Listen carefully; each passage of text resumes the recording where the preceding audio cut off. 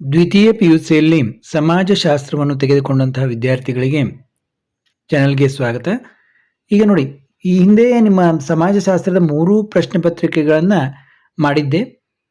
ಆದರೆ ಅವುಗಳನ್ನು ಪೂರ್ಣ ಉತ್ತರಗಳನ್ನು ವಿವರವಾಗಿ, ಅಂದರೆ ದೀರ್ಘವಾದ ಉತ್ತರಗಳನ್ನು ಕೂಡ ವಿವರವಾಗಿ ಬರಹ ರೂಪದಲ್ಲಿ ತೋರಿಸಲಿಕ್ಕೆ ಆಗಿರಲಿಲ್ಲ.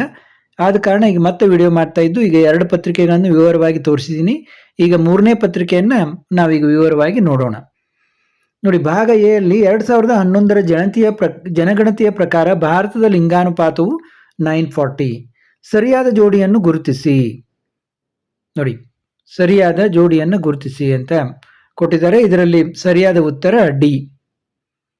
ನೋಡಿ, A third, Herbert Risley, people of India. Herbert Risley, people of India. S V. Ketkar, history of caste in India. J.H. Hutton, caste and India. G.S. Ghurye, caste and race in India. ನೋಡಿ, ಇವೆಲ್ಲ ತುಂಬ ಇಂಪಾರ್ಟೆಂಟ್. ಇವು 4 ಜನರದ್ದು ಇದನ್ನು ಏನೇನು ಬರೆದಿದ್ದಾರೆ ಅನ್ನೋದು ನೀವು ನೆನಪಿನಲ್ಲಿ ಇಟ್ಕೋಬೇಕು. ಸುಲಭ್ ಇಂಟರ್ನ್ಯಾಷನಲ್ ಸ್ಥಾಪಕರು ಡಾಕ್ಟರ್ ಬಿಂದೇಶ್ವರ್ ಪಾಠಕ್. ಭಾರತದಲ್ಲಿ ಅಸಮಾನತೆಗಳು ಹೀಗೆ ಮುಂದುವರೆದರೆ ಅರ್ಧ ಭಾರತವು ಕ್ಯಾಲಿಫೋರ್ನಿಯಾ ಆಗುತ್ತದೆ ಮತ್ತು ಇನ್ನರ್ಧ ಭಾಗವು ಆಫ್ರಿಕಾ ಖಂಡದ ಸಹರಾ ಮರುಭೂಮಿ ಆಗುತ್ತದೆ ಎಂದು ಹೇಳಿದವರು ಡಾಕ್ಟರ್ ಅಮರ್ತ್ಯ ಸೇನ್. ಮಲಪ್ರಭಾ ಹೋರಾಟಕ್ಕೆ ಈ ಕೆಳಗಿನ ಯಾವ ಅಂಶ ಕಾರಣವಾಗಿಲ್ಲ? ಊಳಿಗಮಾನ್ಯ ಪದ್ಧತಿ. ಇನ್ನು ಕೆಳಗಿನ ಆವರಣದಲ್ಲಿ ಕೊಟ್ಟಿರುವ ಸರಿಯಾದ ಉತ್ತರಗಳನ್ನು ಆರಿಸಿ ಬರೆಯಿರಿ ಎಂದಿದ್ದಾರೆ. ನೋಡಿ, 2011ರ ಜನಗಣತಿಯ ಪ್ರಕಾರ ಕರ್ನಾಟಕ ಲಿಂಗಾನುಪಾತ 973.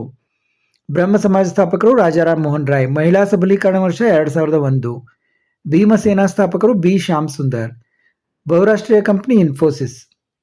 ಇಲ್ಲಿ ನೋಡಿ, ಹೊಂದಿಸಿ ಬರೆಯಿರಿ ಅಂತ ಆಲ್ರೆಡಿ ಹೊಂದಿಸಿನೇ ಕೊಟ್ಟಿದ್ದಾರೆ ಇವರು. ಭಾಷಾ ಸಮೀಕ್ಷೆ ಗ್ರಿಯರ್ಸನ್. ನರಸಿಂಗ್ನವರ ಕುಟುಂಬ ಲೋಕೂರು ಗ್ರಾಮ. ಯಶಸ್ವಿನಿ ಆರೋಗ್ಯ ವಿಮಾ ಯೋಜನೆ. ದೊರಾಯಿ ಮಾರುಕಟ್ಟೆ ಆಲ್ಫ್ರೆಡ್ ಗೆಲ್. ಉಳುವವನಿಗೆ ಭೂಮಿ ಕಾಗೋಡು ಸತ್ಯಾಗ್ರಹ. ಇನ್ನು ಕೆಳಗಿನ ಪ್ರಶ್ನೆಗಳಿಗೆ ಪ್ರತಿಯೊಂದಕ್ಕೂ ಒಂದು ಪದ ಅಥವಾ ಒಂದು ವಾಕ್ಯದಲ್ಲಿ ಉತ್ತರಿಸಿ ಎಂದಿದ್ದಾರೆ. ಭಾರತದ ಪ್ರಾಚೀನ ನಾಗರಿಕತೆಯನ್ನು ಹೆಸರಿಸಿ. ಸಿಂಧೂ ನಾಗರಿಕತೆ. ಪ್ರಬಲ ಜಾತಿ ಪರಿಕಲ್ಪನೆ ಎನ್ ಶ್ರೀನಿವಾಸ್. ಲಿಜ್ಜತ್ನ ಕೇಂದ್ರ ಕಚೇರಿ ಮುಂಬೈ. ನೋಡಿ, ಲಿಜ್ಜತ್ ಪಾಪಡ್ ಅಂತ ಕೇಳ್ತೀರಿ ನೀವು. ಕಾಣದ ಕೈ ಪರಿಕಲ್ಪನೆಯನ್ನು ಪರಿಸಿದವರು ಅಡಮ್ ಸ್ಮಿತ್. SNDPಯನ್ನು ವಿಸ್ತರಿಸಿರಿ. ಶ್ರೀ ನಾರಾಯಣದ್ ಗುರು ಧರ್ಮ ಪರಿಪಾಲನಾ ಯೋಗ. ಇನ್ನು ಭಾಷಾವಾದ ಎಂದರೇನು? ಭಾಗ ಬಿ ಯಲ್ಲಿ ನೋಡಿ, ಯಾವುದಾದ್ರೂ 5 ಪ್ರಶ್ನೆಗಳಿಗೆ ಪ್ರತಿಯೊಂದಕ್ಕೂ 2 ಅಥವಾ 3 ವಾಕ್ಯದಲ್ಲಿ ಉತ್ತರಿಸಿ.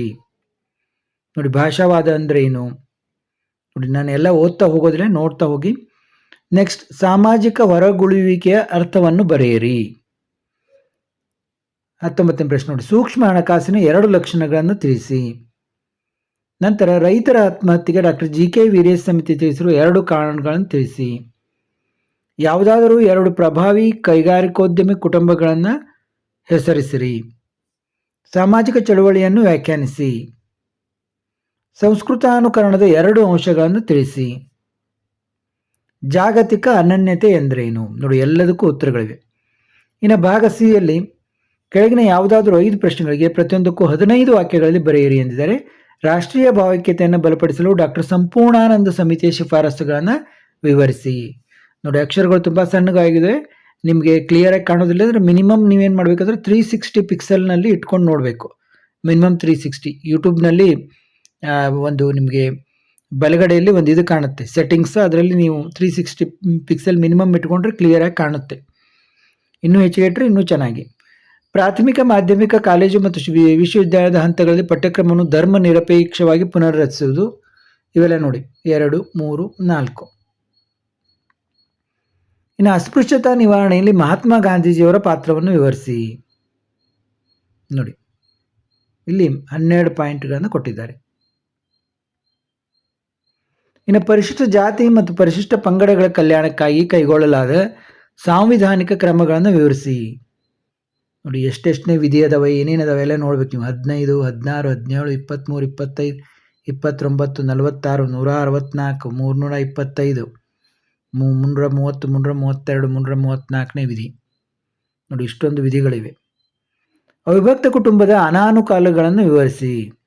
ನೋಡಿ, ಏನೇನು ಅನಾನುಕೂಲ ಇದೆ ಅವಿಭಕ್ತ ಕುಟುಂಬದಲ್ಲಿ.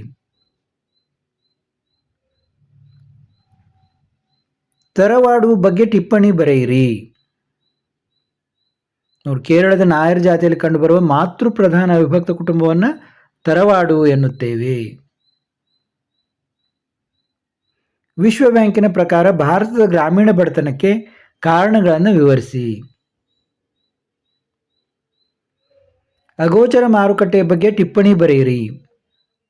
ನೋಡಿ, ಈಗಾಗಲೇ ಯಾರು ₹99 ಫೋನ್ ಪೇ ಮಾಡಿ ಒಂದು ಮೆಂಬರ್ ತೊಗೊಂಡಿದ್ದೀರಾ ಅವರಿಗೆಲ್ಲ ಉಚಿತವಾಗಿ PDF ಎಲ್ಲ ವಿಷಯಗಳ PDF ನೋಟ್ಸ್ಗಳನ್ನು ಕಳಿಸ್ತಾ ಇದ್ದೀನಿ. ಯಾರಾದರೂ ಇದು ಮಾಡೋರಿದ್ದರೆ ತಿಳಿಕೊಟ್ಟಿರುವಂಥ ನಂಬರ್ಗೆ ನೀವು ಮೆಸೇಜ್ ಮಾಡಿ ಎನ್ಕ್ವೈರ್ ಮಾಡ್ಬೋದು. ಅಗೋಚರ ಮಾರುಕಟ್ಟೆಯ ಬಗ್ಗೆ ಟಿಪ್ಪಣಿ ಬರೆಯಿರಿ. ರೂಪರ್ಟ್ ಮರ್ಡೋಕ್ ರವರನ್ನು ಕುರಿತು ಬರೆಯಿರಿ. ಭಾರತದಲ್ಲಿ ಆಧುನೀಕರಣ ಪ್ರಕ್ರಿಯೆಯನ್ನು ವಿವರಿಸಿರಿ. ಇನ್ನು ಭಾಗ ಡಿ ಯಲ್ಲಿ ನೋಡಿ, ಕೆಳಗಿನ ಯಾವುದಾದರೂ 2 ಪ್ರಶ್ನೆಗಳಿಗೆ ಪ್ರತಿಯೊಂದಕ್ಕೂ 30 ವಾಕ್ಯಗಳಲ್ಲಿ ಉತ್ತರಿಸಿ. ವೈವಿಧ್ಯತೆ ಎಂದರೇನು? ಭಾರತ ವೈವಿಧ್ಯತೆಯ ಸ್ವರೂಪಗಳನ್ನು ವಿವರಿಸಿ. ನೋಡಿ, ಎಲ್ಲವನ್ನ ಕೊಟ್ಟಿದ್ದಾರೆ ಇಲ್ಲಿ.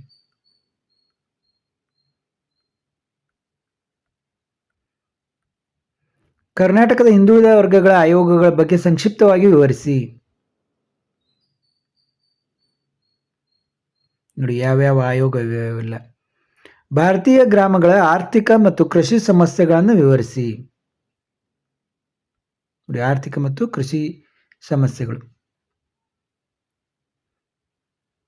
ಎಲ್ಲವನ್ನು ಒಂದೊಂದು ಲೈನ್ ಬರೆದ್ರೂ ಕೂಡ ಸಾಕಾಗ್ತದೆ. ನೀವು ಕರೆಕ್ಟಾಗಿ ಈ ಪಾಯಿಂಟ್ಸ್ಗಳು ಗೊತ್ತಿರಬೇಕು ನಿಮಗೆ. ಕರ್ನಾಟಕ ರಾಜ್ಯ ರೈತ ಸಂಘದ ಹೋರಾಟದ ಪ್ರಮುಖ ವಿಷಯಗಳನ್ನು ವಿವರಿಸಿ.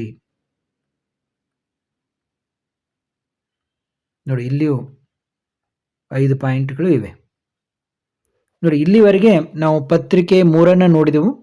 ಈಗಾಗಲೇ ಪತ್ರಿಕೆ 1, 2 ಈ ಸಂಪೂರ್ಣ ಉತ್ತರ ಇದ್ದದ್ದನ್ನು ಹಾಕಿದ್ವು, ಮತ್ತು ಸಂಪೂರ್ಣ ಉತ್ತರ ಇಲ್ಲದಂಥ ಒಂದು ಎಕ್ಸ್ಪ್ಲನೇಷನ್ ಇದ್ದಂಥ ವಿಡಿಯೋಗಳನ್ನು ಕೂಡ ಹಾಕಿದ್ದೀನಿ.